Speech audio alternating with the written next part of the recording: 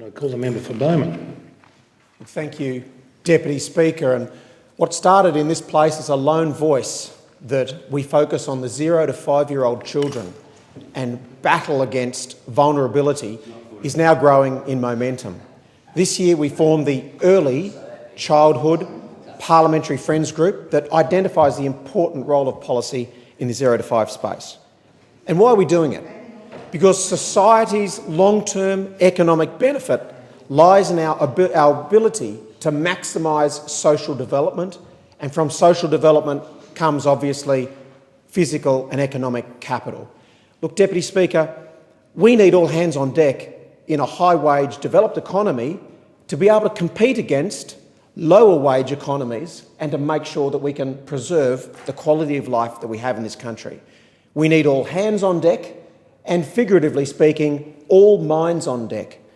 And in a nation where we produce around 150,000 Australians every year without the skills to enter the workforce, we need to be looking with laser-like focus at the 0 to 5 space. Now, I recognise that at the moment we choose a different path.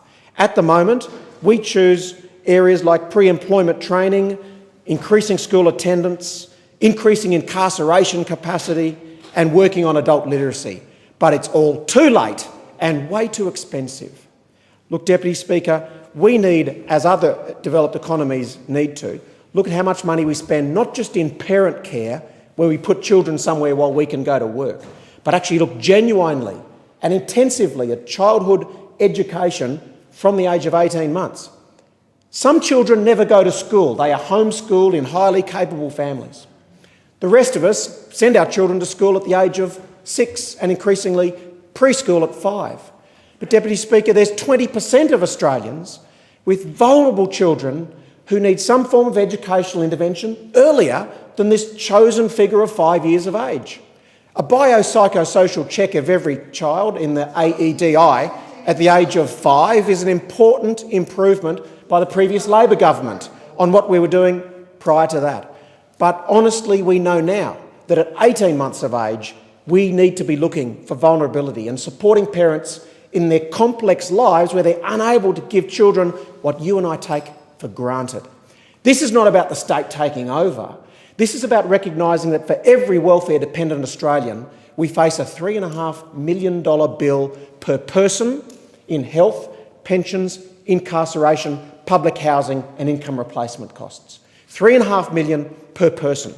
Now, the Minderoo Foundation and the Chalice model in WA has shone a light on what can be achieved in outer metropolitan Australia. Teams working in a multidisciplinary fashion to identify kids struggling early and give them the top-up that they need in what's called a light touch intervention, helping these kids who, let's be honest, when they're born, there's only a 5% rate of disadvantage in this country, a 5% rate of vulnerability.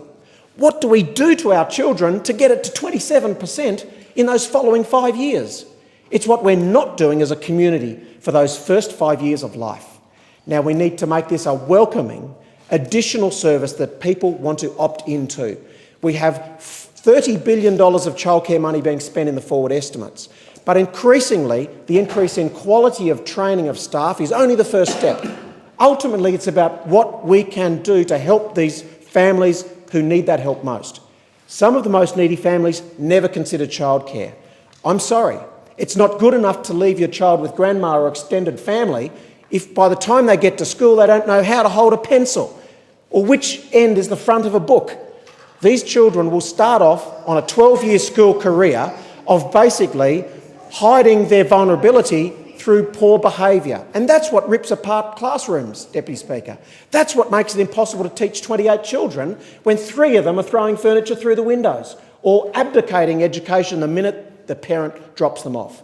This is such an important issue, Deputy Speaker. The Minderoo Foundation today in Armidale in Western Australia has Peter Collier, one of their senior ministers, visiting and doing a case study analysis of the great work they do in Chalice. Chalice won't work everywhere. It won't work in remote Australia where we don't have the actual capacity to get those people on the ground for long enough. The future is upskilling our childcare workforce. This has been agreed by both sides of politics as a really important area, and the Professional Development Fund this week is sending out up to $50,000 to every childcare centre that applied. We can do better in early intervention, and we can make the 0 to 5 space a great success of the OECD rather than where it lies at the moment. I think